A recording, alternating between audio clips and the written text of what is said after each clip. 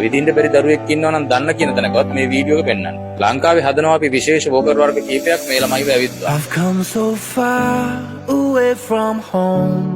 There's no way I'm turning back now. සමහර දරුවෝ ඉන්නවා ඉන කොටස බැලන්ස් නැහැ. එතකොට අපි එයාට වෙනම හිප් සපෝට් එකක් දීලා ඉනට සපෝට් එකක් දීලා තමයි ඇවිද්දවන්නේ. ෆෝරම් සපෝට් එකකුත් දීලා ඉනට සපෝට් එකකුත් දීලාත් ඇවිද්දවන්න බැරි දරුවෝ ඉන්නවා. ඒ දරුවන්ට අපි පාවිච්චි කරන්නේ බොඩි වේට් සපෝට් කියන උපකරණය. දැන් මේකෙදි ළමයා එල්ලලා තමයි ඇවිද්දවන්නේ. එතකොට අපිට අවශ්‍ය බර ප්‍රමාණය එයාගේ කකුල් වලට දෙන්න පුළුවන්. දැන් ළමයාගේ ඇඟේ බර ළමයාට ගන්න බැරි වෙලාවකදී අපි මේ දරුවට ෂීට් එකක් හයි කරනවා වෝකරකට.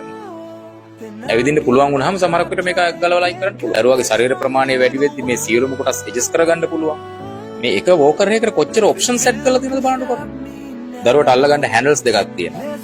අත් දෙක තියාගෙන යන්න ෆෝරම් සපෝට් එකක් තියෙනවා.